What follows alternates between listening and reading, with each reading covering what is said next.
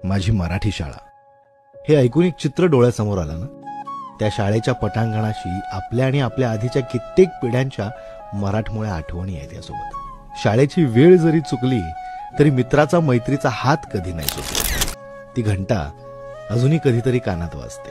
सकाळी आई इस्त्री करून दिलेली कपडे घालून शाळेत जायचं आणि संध्याकाळी चुरगळलेले कपडे घेऊन घरी यायचं. ह्या सगळ्या फक्त आठवणी बनून राहिल्यात. महाराष्ट्र आणि मराठी संस्कृतीचा अभिमान छत्रपती शिवाजी महाराज नुसते पुस्तकाचा